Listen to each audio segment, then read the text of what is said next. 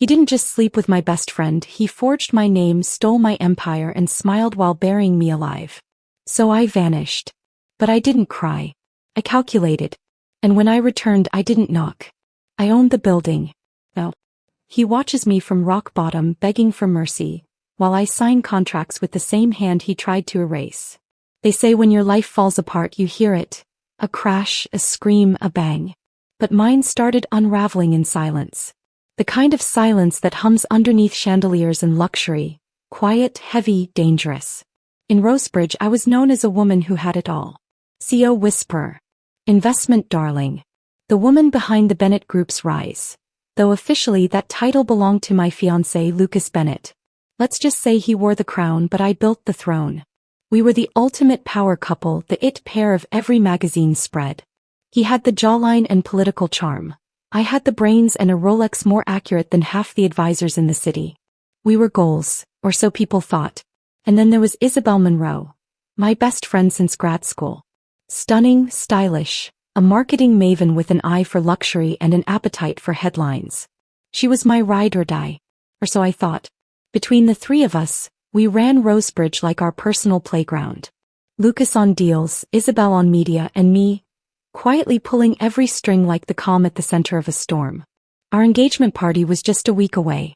The venue was paid in full, florals picked out, and my gown, custom stitched in Milan, had just arrived. And yet I couldn't shake the feeling that something was off. Lucas had been distant for weeks. Smiling too much. Touching too little. Canceling dinner plans with urgent board meetings, and working late nights from home. Though oddly enough he stopped sending those cute selfies from the office. And Isabel? She'd grown vague. Flighty. Overly curious about my whereabouts. She even started complimenting me more. And trust me, Isabel only layered on praise when she was hiding something under it. But I didn't let suspicion win. Not yet. Because the woman I was, Vivian Carter, didn't do jealousy. We did strategy, grace, and curated restraint. Sass was my second language, but insecurity? I didn't know her. Until that afternoon. I'd just wrapped up a meeting at the Callaway Hotel to finalize the layout for the engagement reception. The planner asked if Lucas would be joining. I smiled politely and lied. He's caught up in a deal. On the way home, I picked up his favorite coffee from Café du Lys. Almond cappuccino, extra hot, 2 shots of espresso. Old habits die hard. I remember the way the elevator hummed as it ascended to the penthouse. Smooth, elegant, like the life I thought I had. When I stepped into the apartment, I didn't announce myself. I was planning to surprise him. Instead, I got the surprise. The moment I crossed the threshold, I knew something was off. The air was warm, thick with a scent that wasn't mine. Citrus and musk. Not my perfume. Definitely not Lucas's cologne either. At first, I heard only the faint buzz of city traffic outside our panoramic windows. Then sound. Soft. Breathless. Feminine. A laugh. My body stilled. It was Isabel's laugh. That laugh. That fake, girlish flutter she used when charming investors or flirting with Lucas after 2 glasses of wine. But this wasn't public flirting. This was private. Intimate. Laced with pleasure. Another sound followed. A low groan. Male. Familiar. And I didn't move. Couldn't. My hands gripped the paper coffee tray so tightly one of the lids popped off. Hot espresso spilled onto my wrist, but I didn't even flinch. Instead I walked. Not fast. Not frantic. Just forward. Each step echoing like thunder on marble as I neared our bedroom. The door was cracked open. I pushed it gently. And there they were. Lucas shirtless, head thrown back. Isabel beneath him, tangled in my silk sheets. The same sheets I had monogrammed with our initials last Christmas. She moaned something I didn't catch. His hand was on her thigh. Her nails were digging into his back. And just like that, the illusion shattered. The power couple. The loyalty. The 20-something girl who once told me she'd never hurt me because, "You're my person, Viv." Gone. All of it. I didn't scream. I didn't gasp. I didn't even breathe. I just stood there. At the edge of the life I built. Watching 2 people I trusted burn it down in real time. Lucas didn't see me. Isabel didn't hear me. Not yet. But they would. Oh, they would. And when they did, when Lucas turned and locked eyes with me, when Isabel's lips froze in a half kiss and her face went ghost white, I would remember this moment. Because betrayal has a soundtrack. It's not a scream. It's not a slap. It's the sound of silence before the storm. And darling, I was the storm. Lucas saw me first. I could tell by the way his spine snapped straight and his eyes widened in horror. His hand, the same one that used to brush hair from my cheek, instinctively yanked the sheet up over Isabel's bare body, as if covering the mess would erase it. Vivian, he choked. Oh, now he had words. I stood motionless in the doorway, espresso still dripping down my wrist, the cup crushed in my grip like it had a pulse of its own. Isabel twisted to look, and her face, Lord. If shame had a face, it would look exactly like hers at that moment. Wide-eyed, red-cheeked, and scrambling to wrap herself in the sheet like it wasn't already too late. She whispered my name. Viv. I finally moved. With slow, deliberate steps I entered the room. Every click of my heels on the marble floor sounded like a countdown. To what, I wasn't sure yet. An explosion, maybe. A funeral, definitely. The burial of a friendship and whatever love I thought I had. I looked around my bedroom, the one I spent months designing. Neutral tones. Soft lighting. The throw pillows that Lucas used to tease me about, now scattered on the floor like casualties. I just got these sheets dry cleaned, I said, voice light, almost amused. Egyptian cotton, 1,200 thread count. Do you have any idea how hard it is to remove betrayal from fabric? Neither of them answered. I turned to Isabel. Her hair was a mess, but not the cute beach waves mess.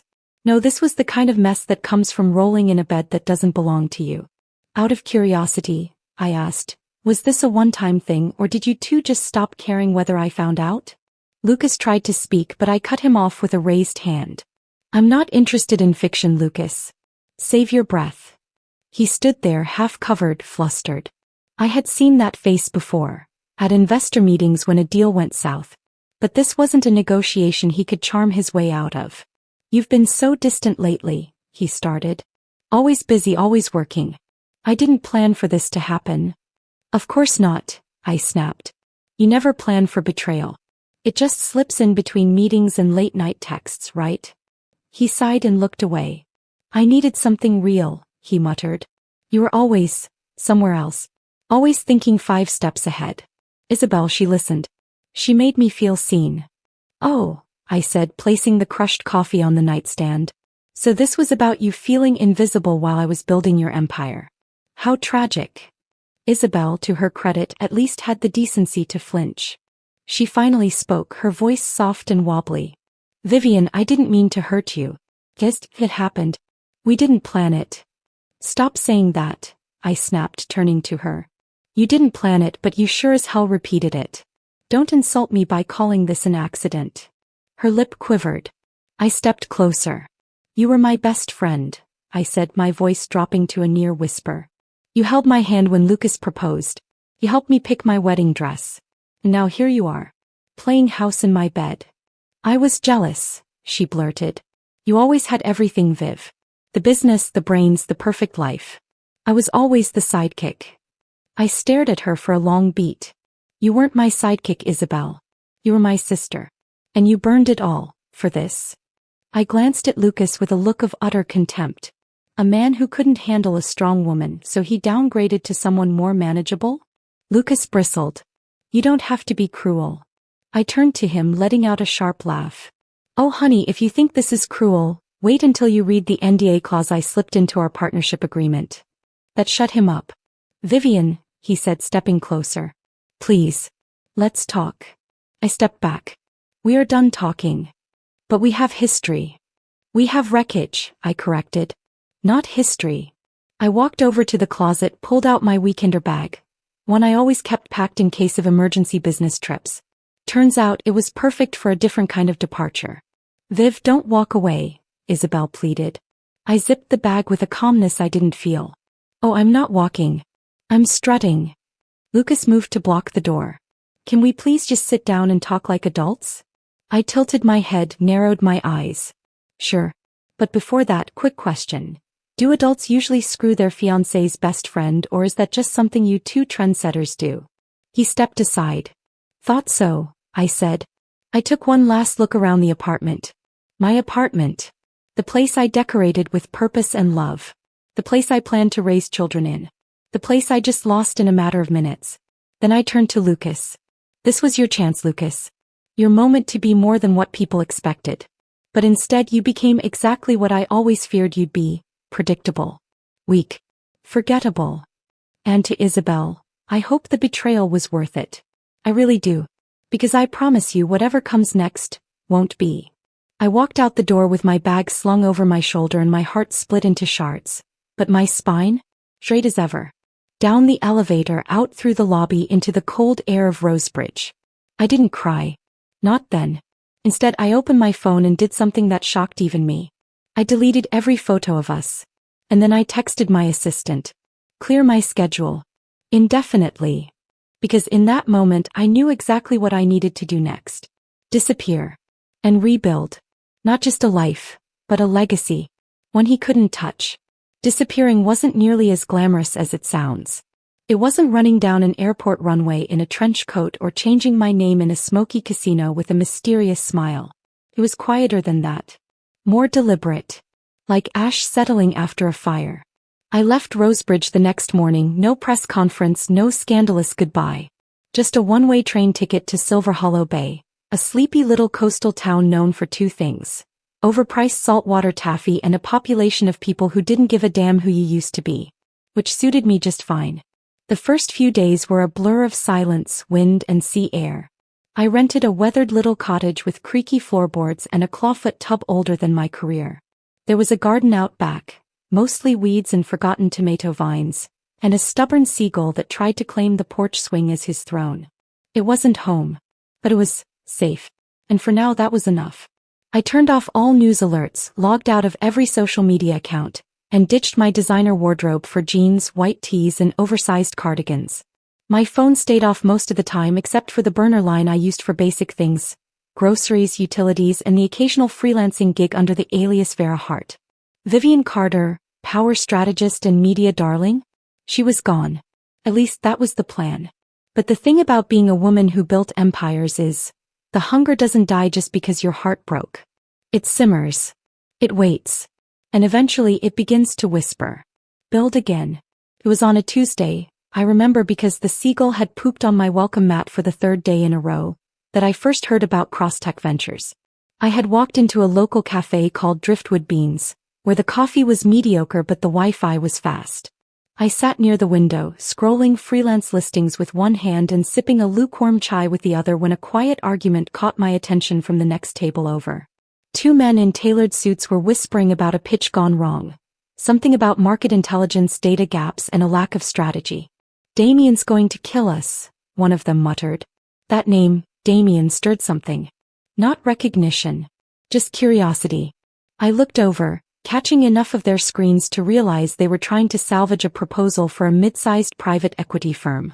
I knew that layout. I knew that mess.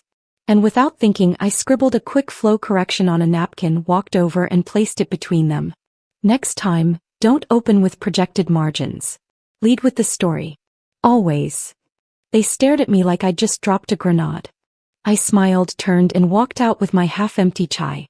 2 hours later, my burner phone rang. Miss Hart, a deep voice asked. Yes. This is Damien Cross. And just like that, the whisper became a spark. We met that Friday at a no-frills office above an art gallery.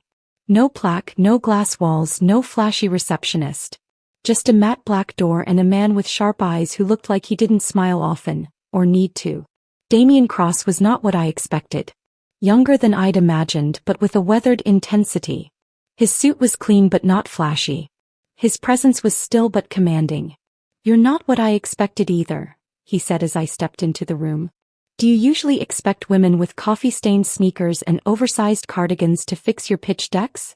He smirked slightly. Not usually. But I'm not usually proven wrong. His office was all clean lines and empty walls. No trophies. No clutter. Just a sleek laptop, a half-finished bottle of scotch, and a file with my alias typed on it. You do know Vera Hart isn't my real name, right? I asked. He met my gaze calmly. I figured. Anyone who rewrites a pitch in 15 seconds and nails every flaw in the deck isn't some bored freelancer. I gave him a tight smile. Then why call me? Because I don't care who you were. I care what you can do. That surprised me. Most men like him, power players, always wanted to own you before they valued you. But Damien wasn't playing chess. He was building something. Quietly. Strategically. And he didn't want loyalty, he wanted results. We talked for over an hour. Well, mostly he talked. About Crosstech's expansion plans. A biotech arm. A flailing digital media subsidiary. A desire to restructure quietly before going public in 18 months. He needed someone sharp, discreet, and untraceable. He needed me. I accepted the consulting contract the next day. And just like that, I began to rebuild. Working with Crosstech was like stepping into a high-stakes poker game where no one trusted anyone, and yet the chips were real. I operated remotely under layers of encrypted emails and burner calls. My official title was external analyst, but within 3 weeks I'd rewritten 3 strategies, restructured 1 portfolio, and identified a mole in their investor list. Damien never complimented me directly. But he started seeing me on confidential reports. Asking my opinion first. Adjusting his tone. And every time he did, I filed it away as a small, silent win. One night, I sent him a report detailing a quiet acquisition opportunity that could double his digital arm's value. A few minutes later, he called, no greeting, just a low voice saying, "How the hell did you find that?" "Trade secret," I replied, lounging on my porch swing with a blanket over my legs and a glass of red wine in hand. "Either you used to run $1 billion fund," he said, "or you're the ghost of Warren Buffett." I laughed. "The first real one in weeks." "You'll never know," I said, sipping my wine. "But I'm definitely better dressed." There was a pause. Then he said, "I'll wire the funds in the morning." "Good work." That was Damien. Direct. No frills. The opposite of Lucas in every way. Lucas would have demanded credit, plastered my work across investor calls like it was his idea. Damien, he executed. And slowly something strange began to happen. I started to feel powerful again. Not the kind of power that comes from attention or applause, but the kind that blooms quietly inside your chest when you realize you still have it. The mind, the edge, the fire. I wasn't just healing. I was plotting. Because one morning while reviewing a media acquisition file, I saw a name I hadn't expected. Bennett Group Holdings. They were faltering. Their stock had dipped 27%. Their PR arm was in shambles. Internal audits were being leaked to journalists. And guess who was running point? Isabel Monroe. Still clinging to relevance like a kitten clawing at a silk curtain. I stared at the report for a long time, heart steady, mind racing. Then I closed the file. I wasn't ready. Not yet. But I would be. One night, weeks later, Damien and I were reviewing projections at a rooftop bar after a private investor dinner. The skyline glistened behind him, the ocean breeze cutting through the heat. "You know," he said, nursing his drink, "you never did tell me why someone with your talent is hiding out in Silver Hollow Bay." I looked at him, really looked, and for the first time in a long time I didn't feel the urge to deflect.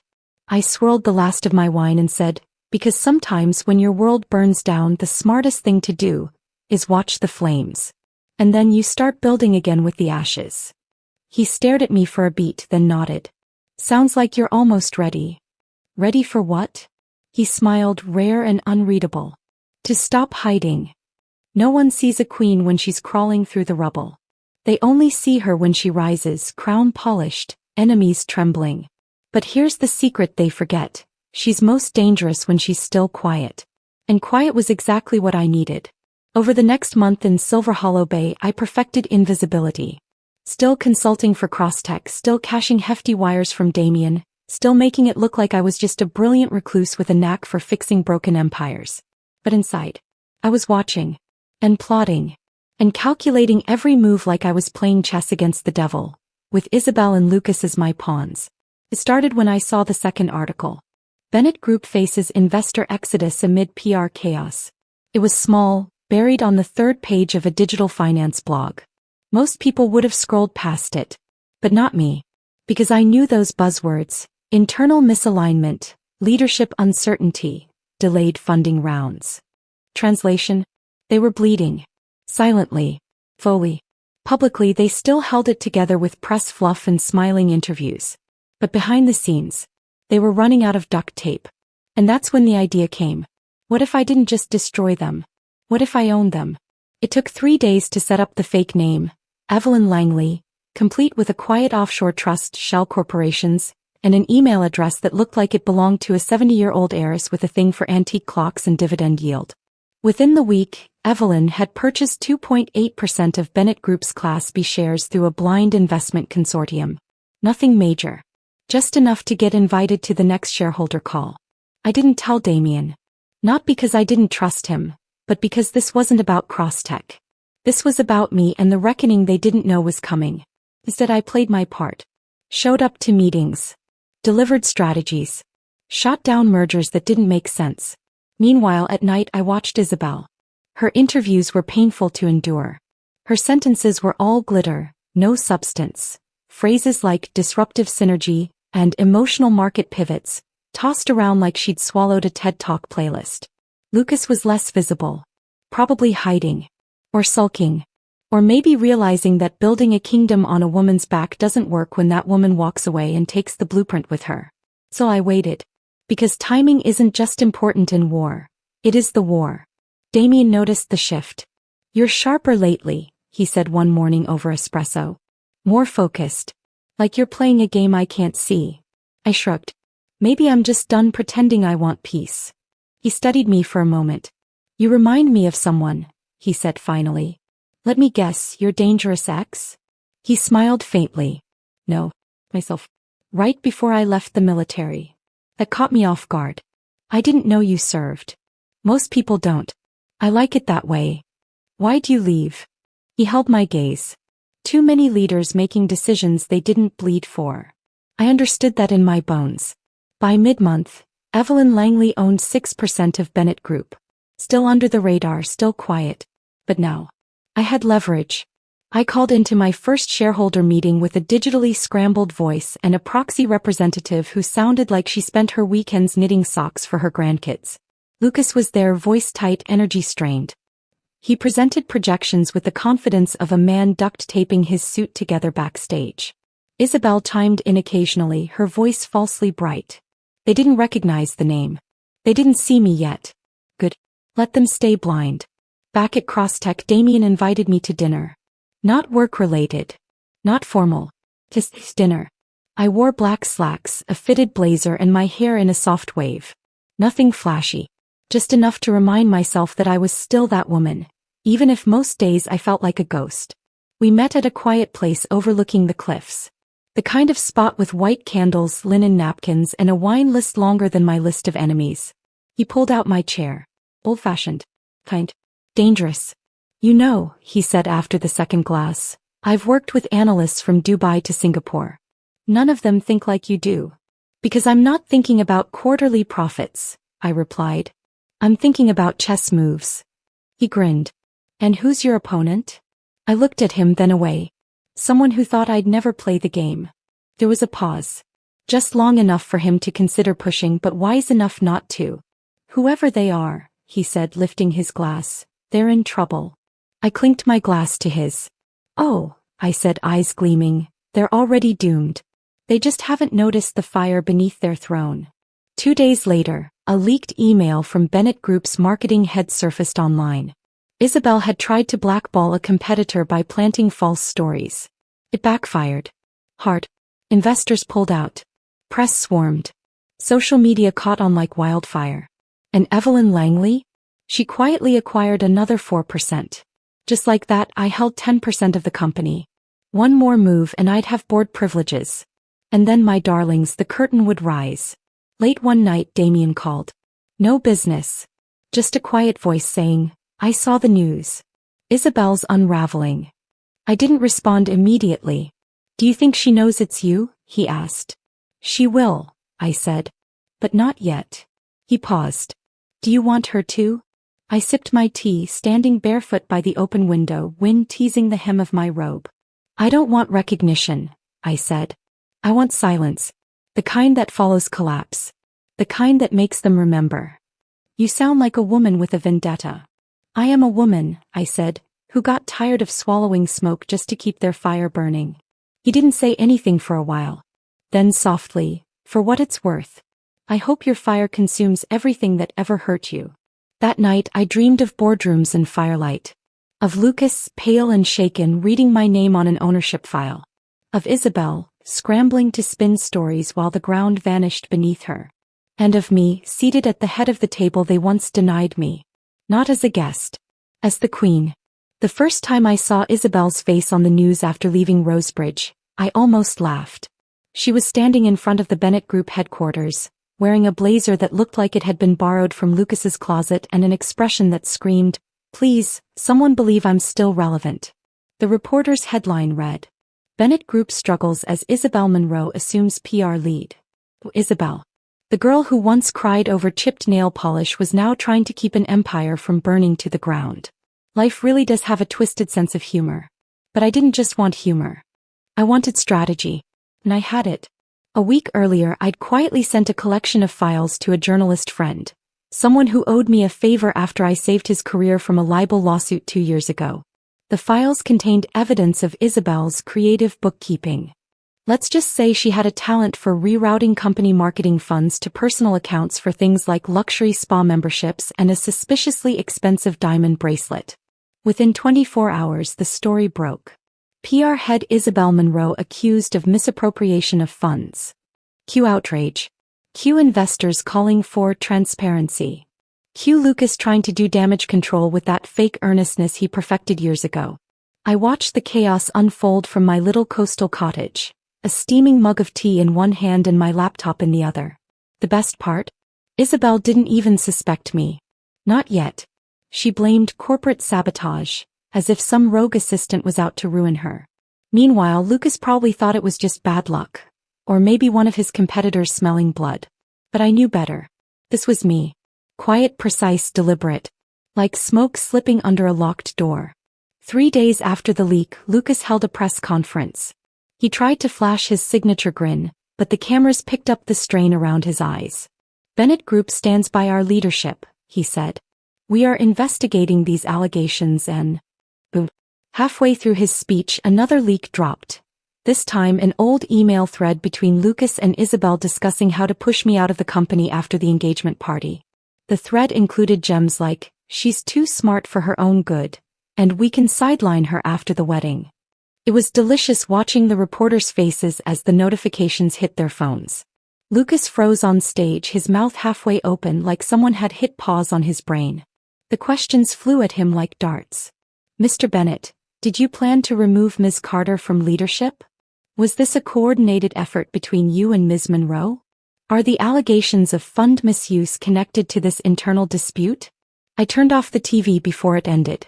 I'd seen enough. It was working. "You're smiling," Damien said that evening during our conference call. "Am I?" I replied innocently. "You look like someone who just watched their enemies trip over their own shoelaces." I smirked. Maybe I just appreciate a good stumble. He leaned back in his chair on the video call, his sharp eyes glinting. "Vivian, whatever game you're playing, you're winning. Just be careful not to get caught in the fire." "Don't worry," I said, sipping my wine. "I'm fireproof." The next move wasn't about Isabel. It was about Lucas. I dug through old investor memos, things he and I wrote together back when I was still building his empire like an idiot in love. And I found something golden. A pattern of overinflated projections and forged signatures. Did Lucas commit outright fraud? Not quite. Did he bend the truth enough to make the board sweat? Absolutely. I sent the documents to a trusted contact at an independent finance watchdog group. They were thrilled. "Exclusive tip," I told them. "No names needed." By the next morning, Bennett Group stock had dropped another 15%. Investors were calling for heads. Isabel went into hiding for 2 days, and Lucas was reportedly unavailable for comment. I sat on my porch swing watching the sun dip into the ocean and whispered to myself, and this is just the warm-up. A week later, Damien asked me to attend a private tech summit in Rosebridge. "I need someone who can speak to strategic restructuring," he said. "Besides, you've been hiding long enough." I wasn't sure if it was the challenge or the sheer thrill of walking back into Rosebridge on my terms, but I said yes. I arrived at the summit in a tailored cream suit, heels clicking like punctuation marks, hair cascading in soft waves. I looked like the woman who once ran boardrooms, but sharper now. Colder. And wouldn't you know it? Lucas and Isabel were there. The look on their faces when they saw me? Priceless. Lucas froze mid-sentence during a conversation with investors, his jaw going slack. Isabel nearly dropped her glass of champagne. I gave them a polite smile, the kind of smile that says, yes, I'm alive and yes, I'm better than ever. I didn't speak to them that night. I didn't need to. My presence alone was enough to rattle their carefully crafted facade. But Damien? He noticed the tension. Over dinner, he leaned closer and murmured, "That couple over there looks like they've seen a ghost." "They have," I said, sipping my wine. "And she's haunting them." 2 days after the summit, I launched the final wave of my smoke and mirrors plan, a carefully timed social media storm. A well-curated blog post appeared on a popular business site titled, "The Woman Behind Bennett Group's Rise, and the Betrayal That Nearly Broke Her." It didn't name names. Didn't have to. It was written in third person based on anonymous sources, and it painted me as a brilliant strategist wronged by an ungrateful partner. The comments section exploded. Suddenly, Lucas and Isabel weren't power players. They were the villains of a very public story. That night, Lucas called. I stared at his name flashing on my burner phone for a full minute before answering. "Vivian," he said, his voice strained. "We need to talk." "We really don't," I said. "Please," he begged. "Everything's falling apart. You don't understand." "Oh, I understand," I cut in.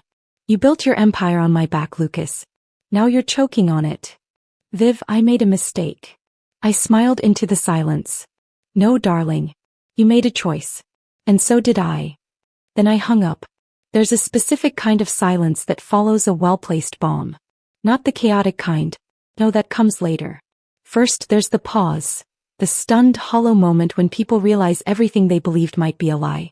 And as far as bombs go, I just dropped a nuclear one. It started with a leaked video, an internal security recording from inside Bennett Group's executive suite. I didn't leak it myself, but I knew exactly who did. An intern.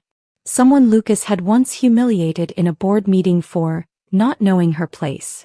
Her flash drive ended up in the right inbox. The footage wasn't scandalous in the usual sense. No sex, no violence. Just words. But words can cut deeper than blades. In the video, Lucas paced back and forth, agitated. Isabel sat on the leather couch, arms crossed, clearly annoyed. "I told you to pretend," Lucas snapped.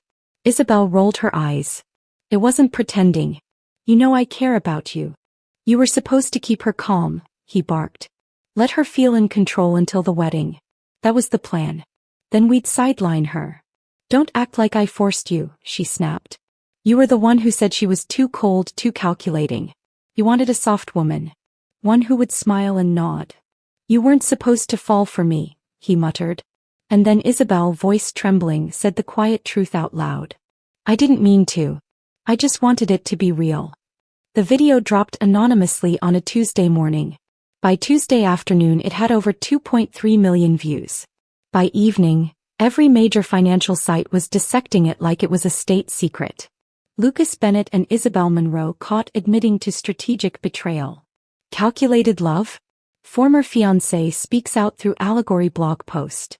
Bennett Group imploding, former partner's role comes to light. I watched from my kitchen counter, coffee in hand, phone blowing up with messages from reporters, former colleagues, and strangers who had once cheered for Lucas and now wanted to hang him. I didn't respond to any of them. Because this wasn't about attention. This was about truth. And it wasn't done yet. Predictably, Isabel panicked. She tried to control the narrative. She went on a live morning show the next day, polished, poised, voice trembling just enough to seem sympathetic. And then came the dagger. "I've known Vivian since college," she said, smiling sweetly. "But not many people know about her past. She wasn't always this powerful. In fact, back then she lived off an older man. Some even said she was his mistress. She's always been strategic." I paused my screen. "Oh honey, you really thought you could spin this? Game on." I waited 48 hours. Then I uploaded my own post, not through my blog but through Crosstech Media's official page. Damien gave me full permission. Hell, he even poured the wine while I typed. The article was titled, "Strategy versus Slander. A Woman's Right to Reinvent Herself." It wasn't a rebuttal. It was a revelation. I told my story in my words. How I supported my dying father by taking consulting jobs with wealthy investors. How I was once mocked for wearing vintage suits to meetings I wasn't invited to. How I built an empire with Lucas and was discarded the moment I became inconvenient. I ended it with one sentence.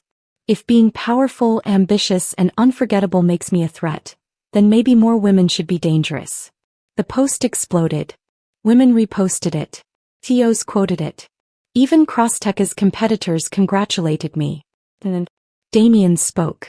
He appeared on a late-night business show, just a quiet guest segment about private equity trends. Nothing flashy. Until the host asked about the Bennett scandal.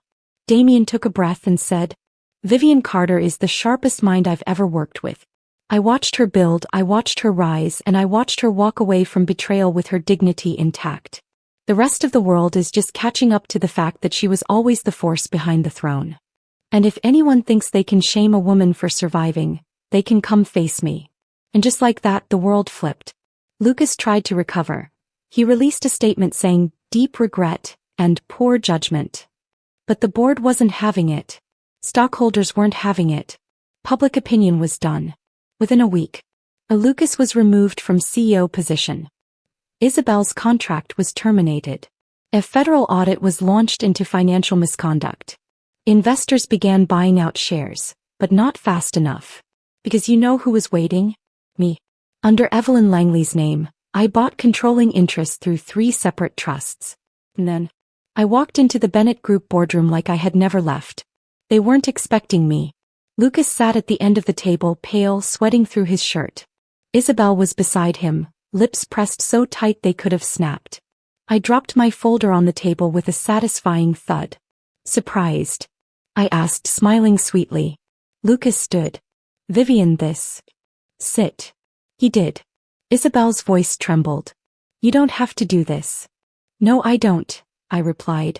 "But I want to." I opened the folder and slid it across the table.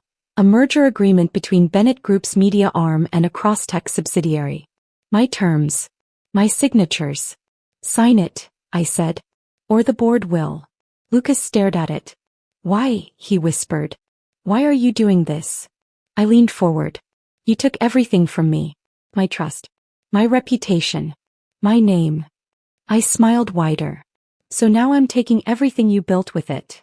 There's something profoundly satisfying about watching liars choke on their own words. Even more so when those words are printed on legal stationery. Lucas didn't sign the papers right away. Of course not. His ego couldn't bear the thought. And Isabel? She looked like she was trying to summon an invisible PR team with sheer panic. I didn't rush them. Queens don't beg. I simply closed the folder, stood up, and adjusted the sleeves of my blazer. "You have 72 hours, I said, voice calm, controlled, lethal. "Then the board votes without you." Lucas stared at me like a man who'd just realized he was standing on thin ice, and that the woman he betrayed was the one holding the match to the sun. "Vivian, please," he said, rising to follow me. "Let's talk privately. This isn't who you are." I turned slowly. "You don't get to define who I am anymore." That evening, my phone buzzed with a message from Isabel. "Can we talk? Just us. Please." "I'm sorry." I stared at the screen, debating. Then curiosity won. I told her to meet me at the rooftop garden of the Callaway, the same place she once helped plan my engagement party. Full circle, huh? She arrived late, wearing sunglasses and an oversized coat like she was avoiding paparazzi. As if anyone still cared. I was already seated, sipping a cocktail like nothing in the world could touch me. Because honestly, it couldn't. "Viv," she started, lowering the glasses. "You've made your point. You've won." "I wasn't playing a game," I replied. "You were. I just made sure you lost." Isabel sighed, sitting across from me. "I messed up. I know that. I was jealous. I agree. But I didn't think. You didn't care," I cut in. "You wanted what I had. And when you couldn't build it yourself, you stole it." She flinched. "I'm not proud of it," she whispered. "But please, I'm ruined. My name's a joke. I can't walk into a firm without being laughed out of the room." I tilted my head. "You mean like I was after you slandered me on national television?" Her face crumpled. I leaned forward. "I have no intention of dragging this out, Isabel. You'll receive an NDA and a severance package. Take it, sign it, disappear. And if I don't? I smiled. Then I'll do to your reputation what you tried to do to mine, but permanently. She didn't argue after that. Lucas, on the other hand, had not yet accepted his defeat. He summoned me for a private negotiation at the Bennett estate, the one we once toured together, imagining garden weddings and jazz quartets. That fantasy made me nauseous now. So I went. Because I knew what he'd try. He opened the door himself. No staff. No pretenses. Just a man stripped bare by failure and regret. "Vivian," he said, voice low, "please come in." I stepped into the foyer, memories brushing past me like ghosts. This place used to feel like a promise. Now it felt like a stage before the final act. He led me into the study where brandy waited in 2 crystal glasses. I didn't touch mine. "I know you're angry." "I'm not angry," I said. "I'm finished." He sighed, rubbing his temples. "I was stupid. I know. But what we had, don't tell me it meant nothing to you." I met his eyes coldly. It meant everything. Until it meant nothing. "Viv," I panicked. "You were so successful. So brilliant. I felt like a background character in your story. And then Isabel. She made me feel in control. Lucas, you didn't want love. You wanted power. And when I stopped making you feel like a king, you replaced me with someone who would." He didn't deny it. Instead, he said the one thing I didn't expect. "I miss you." I paused. Just for a breath. Then I said, "You miss who I was when I made you feel important. Not who I am now." He reached for my hand. I pulled it away. "You made your choices," I said. "I'll live with them. But we could still." "No," I interrupted, rising. "You don't get a second chance just because the first one burned down." He stood as I reached the door. "If you leave now, it's really over." I turned to him with a smile sharp enough to slice ego. "It was over the moment you chose her over me." And then I walked out. The legal final blow. Within 48 hours, both Isabel and Lucas signed the merger agreement. The cross-tech acquisition went through, clean, efficient, public. The press hailed it as a strategic pivot by the new leadership. Investors cheered. The board applauded. Me. I sat at the head of the boardroom table, the one I was never supposed to reach, and signed off on every single document with a pen engraved with my initials. Not VC, but Vivian Carter. My full name. My full power. That night I returned to Silver Hollow Bay. Damien was waiting on my porch holding 2 cups of coffee. "You did it," he said. I nodded. "I did." "You're not smiling." I sat beside him. I thought it would feel like victory. But it just feels like silence. He handed me the cup. "Sometimes silence is victory," he said. I looked at him, really looked. Strong. Steady. Loyal. "Were you ever going to tell me how you knew everything I was doing?" I asked. He smirked. "I didn't need to. You wanted me to know." I raised a brow. "And you let me?" He leaned back, gaze fixed on the sea. "You deserved your revenge. No. You deserve peace." We sat in silence for a while, the ocean murmuring its applause in the distance. And for the first time in a long time I felt something loosen in my chest. Not grief. Not rage. Just release. Thought it was over. The merger was done. Isabel and Lucas were disgraced. My name, once dragged through the mud, had risen like a phoenix on fire. But peace, I've learned, is rarely permanent.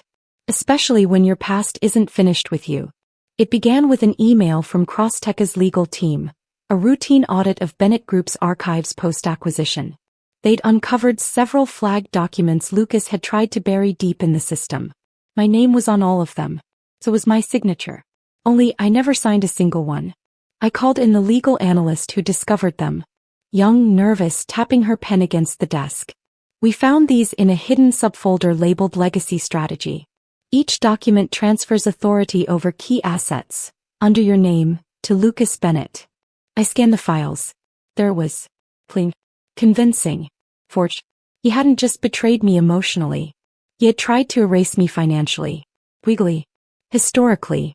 He forged my signature to take credit for the very systems I built. The forecasts, the investor strategies, even my proprietary algorithms.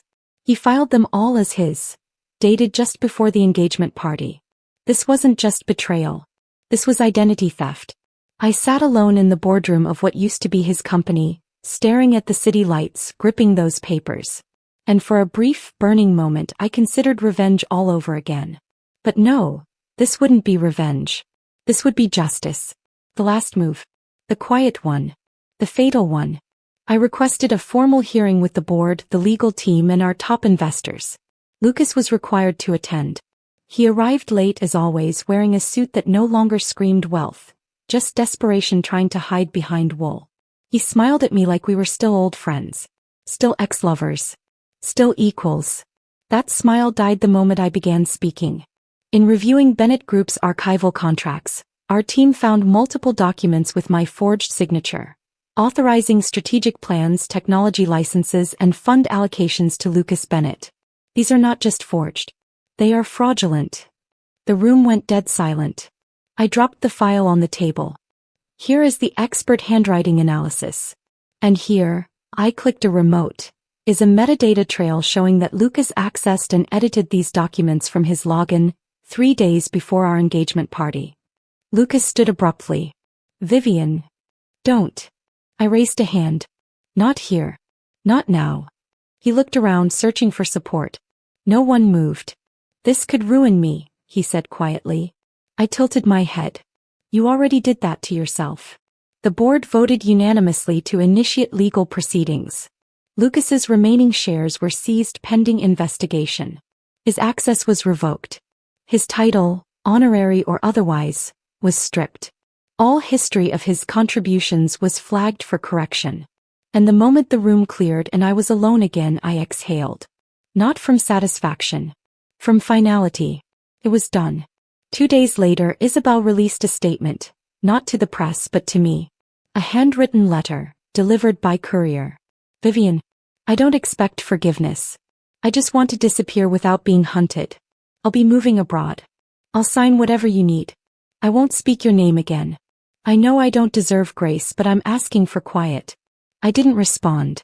But I sent back an NDA, a severance reduction, and a brief note. Disappear. Stay gone. And don't test me. She did. The last I heard from Lucas was a voicemail. I don't know what's left. I lost the company. Isabel's gone. The house is on the market. And honestly, I don't even know who I am without all of it. I didn't reply. Because if you only exist through someone else's success, maybe you were never real to begin with. The turning point. Weeks passed. The press moved on. Investors moved in. Crosstech merged Bennett Group's media arm and tech assets under Carter Holdings, my new umbrella brand. And the world? They finally knew who I was. Not Lucas Bennett's brilliant fiancée. Not the woman scorned. But the woman who took it all back and then built something bigger. The letter. One morning I received a letter in the mail. Thick envelope. No return address. Inside was a printed article. The headline. The woman who rewrote her legacy. Vivian Carter's empire rises. No message. Just a paperclip holding a small folded note. In Damien's handwriting. Your move worked. Now the board wants you on the cover of Fortune. Don't forget to smile. D. I stood on the porch of my Silver Hollow cottage, the ocean whispering at my back. And I smiled. Not because I'd destroyed them, but because I'd survived them and created something so much stronger. Some women wear their crowns quietly. Others let the world place it on their head with applause. Me. I built mine from glass shards and wore it like armor. The official announcement was brief and clinical. Crosstech Ventures is proud to unveil Carter Holdings, a new generation private conglomerate led by CEO Vivian Carter, focused on innovation, equity, and long-term global strategy. But behind that press release, there was me, the woman who had once been told she was too sharp, too much, too cold. Now the world applauded what they once feared. I didn't just inherit Bennett Group's scraps. I redesigned the entire architecture. I gutted the outdated structure, merged the media division into a cutting-edge storytelling platform, and repurposed the data arm into sustainable AI infrastructure. Investors lined up. Stocks surged. And most importantly, every one of my ideas had my name on it. No more ghostwriting for a man in a tailored suit. No more hiding behind Lucas Bennett's charm. This was my empire now. And the glass ceiling? Cracked, shattered, powdered into dust. 2 weeks later, I stepped onto the main stage at the Global Women in Leadership Summit. Spotlights followed me. Media buzzed. Every camera pointed in my direction. But I didn't feel nerves. I felt clarity. I wore a tailored navy pantsuit, clean, simple, unapologetic, with diamond studs that caught the light every time I moved. The host introduced me as the woman who turned betrayal into business brilliance. I took the mic, smiled, and said, I was once told that I was difficult, that I needed to soften myself to be loved, needed to shrink myself to be accepted. Today, I run a company with global stakes and partners in 5 continents. And I did it by refusing to become small. To every woman who's been overlooked, underestimated, or betrayed, stop waiting for them to give you a seat. Build the damn table. The applause was thunderous. Afterward, women lined up to thank me. Not for revenge, but for surviving with style. That night, I got an anonymous bouquet of lilies. No note. But I knew the sender. Lucas always sent lilies when he was too much of a coward to write real words. I didn't throw them away. I just moved them to the guest bathroom, where all unwanted things go. Because some memories don't deserve a front row seat in your life. Isabel called once. I didn't answer. She left a voicemail. I see your face everywhere now. You did it, Viv. You became untouchable. Sorry. Really. I deleted it. Forgiveness wasn't in my business model. It was late on a Sunday when Damien showed up at my penthouse rooftop in Rosebridge. I had just finished an interview shoot, the skyline behind me still lit from the final frame. He wore his usual, no tie, sleeves rolled up, sharp eyes watching me like I was still a mystery. Didn't expect you here, I said. You should have. I smiled. Did the board send you to keep me grounded? No, he said, stepping closer. They sent me because they know I'm the only one who sees the real you, crown and all. We stood in silence, the city below humming with envy and electricity. You've done it, he said. You're the story now. I looked out over the edge. Yeah. And yet. He raised a brow. And yet. It doesn't feel complete. He nodded slowly. Because success can't hold your hand. Power can't protect your heart. I turned to him. And you can. I could, he said. But only if you let me. There was no pressure in his voice. No demand. Just quiet certainty. The kind that didn't try to outshine me. The kind that simply stood beside me. That night, as the stars blinked above a city that once tried to swallow me, I thought about everything I had become. Not just powerful. Not just untouchable. But free. And standing there with Damien beside me, I realized something. I didn't need him. But I wanted him. And for a woman who once had everything stolen, wanting without needing, that was the real crown. They say the most dangerous woman is the one who no longer needs validation. I say the most powerful woman is the one who knows she could destroy, but chooses to rise instead. 1 year later. Exactly 1 year after I walked out of that penthouse and left Lucas and Isabel in bed with their lies, I stood on the balcony of my estate in Tuscany. Tuscany. Turns out betrayal makes for excellent global expansion. Carter Holdings had acquired 2 more subsidiaries, launched an AI-focused venture arm, and crossed the billion-dollar valuation mark last quarter. But that wasn't what made this morning special. What made it special was the stillness. No chaos. No headlines. No clawing to prove myself. Just birdsong, olive trees, and a breeze that carried no ghosts. I wrapped my robe tighter and sipped my coffee as sunlight poured across the terrace like gold dust. Peace wasn't loud, it was soft. It didn't announce itself. It simply arrived. And it was mine. Finally. I received one final letter from Lucas months ago. Handwritten, shaky, uncharacteristically honest. Vivian, I've lost everything. But losing you was the real end. You were never just my partner. You were my foundation. And I cracked it. If there's anything left to say, let it be this. I'm sorry. You deserve to be loved without strategy. I just wasn't man enough to do it. Oh. I didn't write back. I didn't frame it. I didn't tear it up. I just placed it in the back of a drawer and closed it. Because not all closure needs confrontation. Sometimes, the real revenge is healing so fully they no longer have a place in your mind, let alone your future. Damien came to visit 2 days before my birthday. He brought no flowers, no speeches, just himself. And a bottle of red I liked.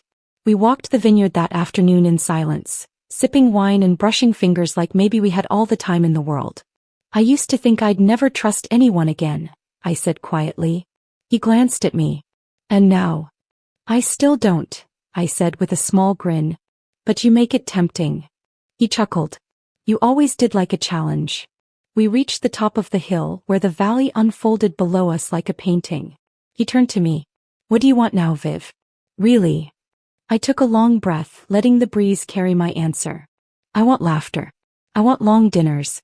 I want mornings where the only decision I have to make is which book to read. He smiled. And me? I looked at him, the man who never tried to control me, never tried to fix me, just stood still while I rebuilt myself. You. I said, threading my fingers through his. You get to stay, if you can handle a queen who no longer needs saving. He squeezed my hand. Darling, he said, I wouldn't dare try. On my birthday I threw a dinner under the stars. Close friends. Good wine. No press.